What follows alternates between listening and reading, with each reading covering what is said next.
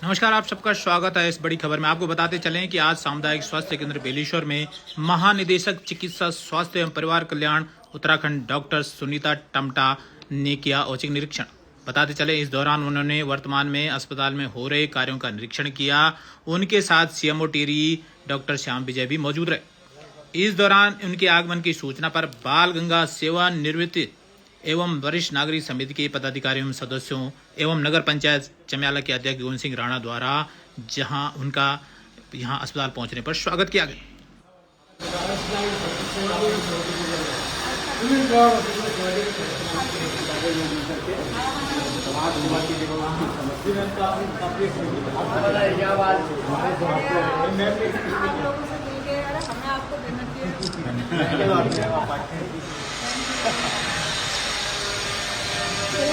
बताते चलें कि इस दौरान महानिदेशक चिकित्सा एवं स्वास्थ्य परिवार कल्याण द्वारा अस्पताल में हो रहे विभिन्न कार्यों का निरीक्षण किया गया। उनके साथ सीएमओ टिहरी भी मौजूद रहे और उन्होंने उनको अस्पताल में होने वाले नवनिर्माण कार्यों की जानकारी दी।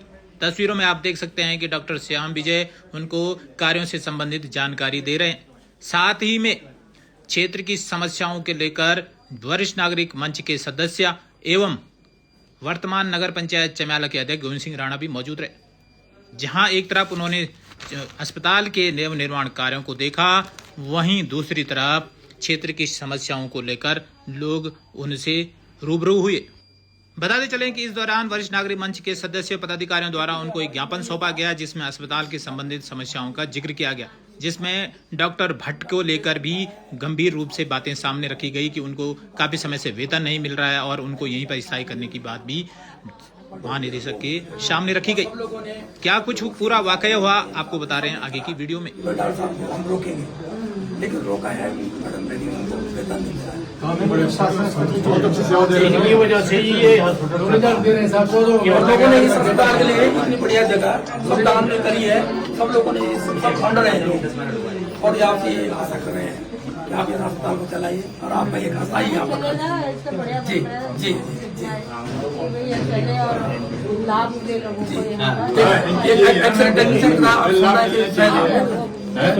लेकिन भट्टी के संबंध में आपके अंदर उसमें क्या है नॉलेज? भट्टी के संबंध में भट्टी के संबंध में हमारे नॉलेज में क्योंकि कंफ्यूज है उसमें, इसलिए बोल रहे हैं, बताते हैं। वहीं महानिदेशक द्वारा बताया गया कि डॉक्टर भट्ट के संबंधित मामला उनके संज्ञान में है और इस पर शासन निर्देश से जैसे निर्देश प्राप्त होंगे कार्यवाही जारी रहेगी। उन्होंने इस संबंध में और भी कुछ जानकारी शेयर की। क्या कुछ उनका कहना है आपको बता रहे हैं सीधे वीडियो में। मैं भी अभी इधर आई हूँ तो मैंने स्टडी करी तो आपका शायद पीजी में हुआ तो इनको भी मुंशियारी मिला गया। आप मुंशियारी नहीं गए थे, वहाँ पे इन्होंने प्रत्यावर्तन दिया कि मैं वहाँ नहीं जाता हूँ। तो फिर शायद इन्होंने जो भी ये सब शासन स्तर से हो रहा है, हमारे स्तर से नहीं। जैसे जैसे आपका प्रस्ताव आया शासन भेजे जाते हैं, वहीं से ये विचार होता है और वहीं से होकर फिर आपका शायद थैलीकरण कर दिया।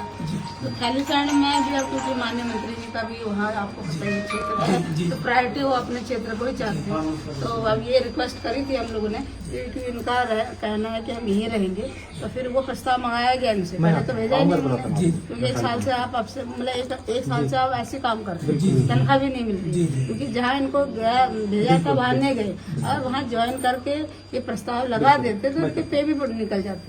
अब प्रॉब्लम ये हो गई कि वहाँ गए ही नहीं।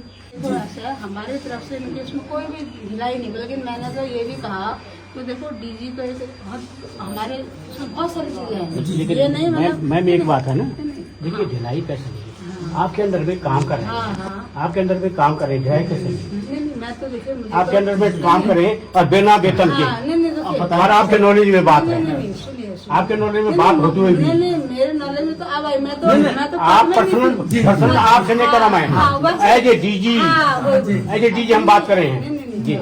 तो क्या विभाग तो था, संबंधित थे, ये नहीं लिया गया। ये मुझे बड़ा खेद की बात है और मैंने इनको लेकिन खेद अब न रहने चाहिए प्लीज। देखिए मैं इस पद में अभी मुझे आए हुए 3 या 4 प्लस भी नहीं प्रभारी हूँ, तो प्रभारी भी मुझे अचानक ही मिला। कोई बात डीजी मैडम को आपको तो पता ही है अस्वस्थ चल रही है, उन तो उनका कार्यभार में देख रही हूँ। तो जैसे ही मुझे लगा कि इनका प्रकरण बड़ा लंबा कॉम्प्लिकेटेड, मैंने पूरी फाइल पढ़ी इनकी। ये तो इतना टाइम नहीं होता, मैंने एक्स्ट्रा टाइम लिया इनका। मैंने कहा देखो तो सही कहाँ पर बात अड़ी है। फिर इनके तरफ से प्रत्यावर्तन नहीं आए लेते। मैंने कहा उनसे कहा जो मेरे सेक्शन को देखते हैं, इनके सेक्शन को, उनको कहा आपसे लेकिन बात भी हुई होगी। मैंने ये भी कहा कि इनको एक बार मुझे भी दिखा दो, मैं खुद भी इनको प्राप्त। चलो अच्छा है कि अभी मेरे को मिल गया तो अभी काउंसलिंग हो जाएगी कि मैं भी इनसे काउंसलिंग करूंगी। क्यों चलो और इसमें ऐसा मैम ना दोबारा एक बार डॉक्टर भट्ट आप एक दोबारा प्रत्यावर्तन दे दो मुझे, और जो इसमें बाकी स्थानीय जनता का स्ट्रांग सेक्शन आपकी तरफ से आ रहा है वो आपकी तरफ से दोबारा लगाइए। एक मिनट सुन लीजिए, लगाने के बाद साइन करके मुझे दो और मैं फॉरवर्ड करता हूँ। उसके पीछे तुम भी जाओ, कहाँ जाना मैं बताता हूँ। ये चाहती है। अच्छा ये भी मेरे हाथ में नहीं है क्योंकि परमानेंट डॉक्टर है, ये शासन जाता शासन में जाएगा। शासन से फिर शासन ने आपको फॉलो कर रहा है। बिल्कुल मैं तो ये कह रही हूँ कि आप, मैंने इनको ये बोला, हमारे जो थे जौहरी जी देखते हैं उनको, मैंने कहा उनको बुलाओ और इसमें साफ साफ लिखवा देते कि मैं वहीं रहना चाहता हूँ, वहीं से हो जाए। और ये साथ में हमारे जनप्रतिनिधि जी मैम, भी लिखे। यही बात मैं आपकी जानकारी के लिए आप पूरा वो ठीक है। जोर ताल पे बैठी, महिलाएं भी बैठी, पुरुष भी बैठे, हमारा संगठन भी बैठा। अब वहाँ पर जो है सीएमओ साहब आए, तत्कालीन सीएमओ साहब, उन्होंने ये हमें आश्वासन दिया कि डॉक्टर भट्ट को इन्होंने 1 महीने के लिए यहाँ भेजा, खली साइड में इनका ट्रांसफर। हमने कहा हमें डॉक्टर चाहिए। वहाँ पर क्या हुआ कि आश्वासन ये दिया गया सीएमओ साहब से, तत्कालीन सीएमओ से, कि ये कहीं नहीं जाएंगे, हम इनको रिलीव नहीं करेंगे। नंबर 1। नंबर 2, जब यहाँ पर जो है हमारे माननीय विधायक जी आए, उनके सामने जब ये बात आई, उन्होंने हड़ताल समाप्त करवाई। उनके साथ भी यही समझौता हुआ, उन्होंने कहा इनको यहाँ से रिलीव नहीं कर दिया जाएगा। हमारा शिष्टमंडल डीएम साहब के पास गया, डीएम साहब ने हमें आश्वस्त किया कि इनको हम रिलीव नहीं करेंगे। जिले के और हमारे जो सबसे बड़े प्रतिनिधि, उनके द्वारा हमको जब ये आश्वासन दिया गया, डॉक्टर भट्ट जो है ये अपनी मनमर्जी से यहाँ नहीं रुके, जनता की मर्जी से रुके हैं। और सारे लोगों ने, जितने भी डिस्ट्रिक्ट के बड़े अफसर हैं, उनके द्वारा भी यही बोला गया। अब उसके बाद जो है साहब का, तो साहब की एक सेकंड है, साहब की जो है हमारे ऊपर बहुत बड़ी कृपा है। मगर इतना भी मैं जरूर कहना चाहूंगा, अगर आप अपने जो जिम्मेदारियां आपने पहले निभाई, अगर आज आप अगर उन जिम्मेदारियों से पीछे हटते हैं, हम सबसे पहले आपके एक सेकंड आप यहाँ पर आए, हम इनकी तारीफ करते हैं, आपके सामने नहीं, पीठ पीछे भी करते हैं। मगर सवाल इस चीज का है कि ये दो, एक तो पिलखी में और एक यहाँ पे, ये दोनों ऐसे हॉस्पिटल हैं कि जो बहुत बड़ा इस क्षेत्र का केंद्र कवर करते हैं। यहाँ पर जो है पीएम के लिए जो है हमको कहाँ जाना पड़ता है? नहीं ठीक, इनके रहने से, डॉक्टर भट्ट के रहने से पीएम की सारी सुविधाएं हो रही, चाहे वो पिलखी में चाहे यहाँ पर हो। और इनके वजह से पूरा क्षेत्र आज संतुष्ट है। अगर सरकार के सामने यहाँ, बताते चलें कि इस दौरान नगर पंचायत अध्यक्ष गोविंद सिंह राणा जी द्वारा भी उनको एक ज्ञापन सौंपा गया, जिसमें अस्पताल में विभिन्न कमियों और समस्याओं को उजागर करते हुए तुरंत उनका निदान करने का निवेदन महानिदेशक से किया गया। सीधा तस्वीरों में आप देख सकते हैं। क्या कुछ कहना है महानिदेशक सामुदायिक स्वास्थ्य केंद्र बेलेश्वर को लेकर, बता रहे उनके मुझे। मैडम, सामुदायिक स्वास्थ्य केंद्र और इस घाटी में आपका स्वागत है। और जिस तरह से आज आप इस स्थान पर आए हैं, लोगों ने अपनी समस्याएं आपको अवगत कराया है, अस्पताल की समस्याओं से अवगत कराया है, क्या कुछ कहना है? देखिए, आज मेरे यहाँ विजिट हुआ है और बहुत अच्छा हॉस्पिटल बन रहा है। और क्योंकि ये इतना 1,07,000 कुछ पॉपुलेशन को कवर करता है, तो मैं भी ये चाहती हूँ कि इसका वाकई में यहाँ जो पदों का सृजन है वो भी हो यहाँ पर। और आपके जो एक विशेषज्ञ हैं, उनकी ज़रा मांग है कि इनको यहीं रखा जाए, तो ये मैं फॉलो करूँगी। अभी शासन भेजा गया है इसका प्रस्ताव, तो ये जल्दी ही हम सोच रहे हैं कि सॉर्ट आउट हो जाए और ये यहीं रहे। जैसे आपके जनप्रतिनिधि आप मैं मिली इन लोगों से और इनकी डिमांड भी ली है, इनका प्रत्यावर्तन भी ये देंगे अभी वहाँ आके, तो मैं इसमें पूरी कोशिश करूँगी। और मैं चाहूँगी कि इतना अच्छा हॉस्पिटल बना है तो ये इतना अच्छे से रन भी करे, तो मेरी ये शुभकामनाएं भी हैं इन लोगों के लिए। और मैं जितना हो सके मैं अपनी तरफ से जल्द यहाँ स्टाफ जो भी यहाँ पर विशेषज्ञ हैं उनको भेजने की कोशिश करें। मैडम, एक एक्सरे टेक्नीशियन के लेकर आपके बात सामने आई है कि उसकी शायद नियुक्ति हो रही है। हाँ। दूसरा गायनों को लेकर क्या कुछ प्रोविजन है? हाँ हाँ, देखिए ऐसा है, एक्सरे टेक्नीशियन का यहाँ पर हो चुका है, हम लोगों ने दे दिया। अब जैसे तो कुछ दिनों में ज्वाइन कर लेंगे वो, क्योंकि मशीन इनकी यहाँ अच्छी मशीन है, वो भी रन करेगी तो बहुत फ़ायदा मिलेगा यहाँ की जनता को। और साथ ही क्योंकि विशेषज्ञ हमारे पूरे राज्य में ही आपको पता है कि 55% वैसी कमी चल रही है, लेकिन क्योंकि ये एक बड़ा ब्लॉक है तो मेरी प्रायोरिटी ये रहेगी कि मैं धीरे धीरे यहाँ विशेषज्ञ जैसे हमारे आते हैं तो उनको मैं यहाँ प्रायोरिटी बेस पर रखूँ।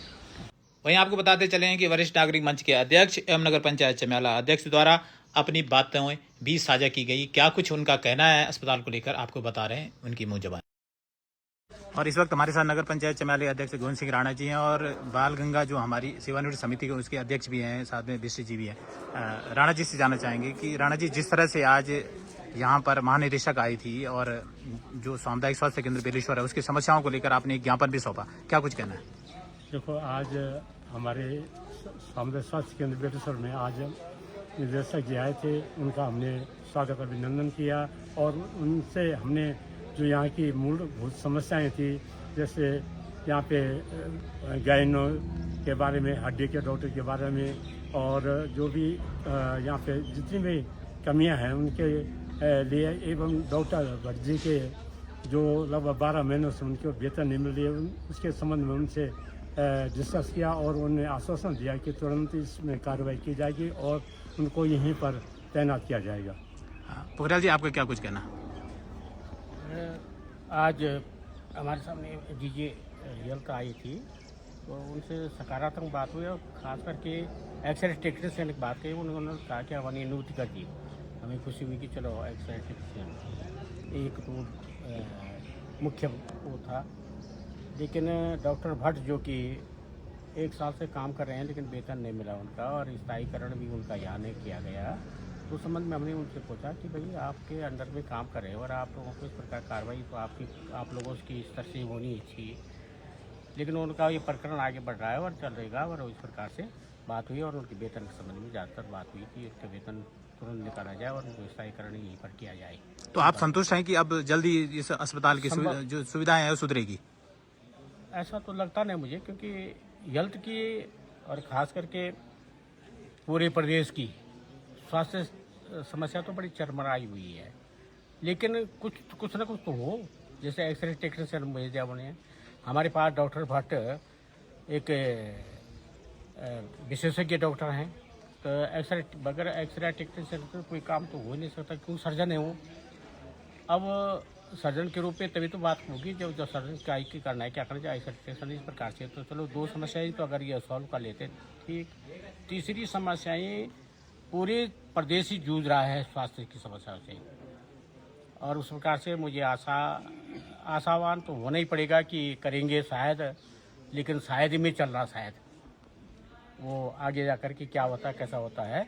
लेकिन फिर भी अगर यहाँ के नागरिक, यहाँ के लोग जागरूक रहेंगे, जनप्रतिनिधि जागरूक रहेंगे, तब जाकर के ये काम हो सकता है। दबाव पड़ेगा तब जाकर के होगा।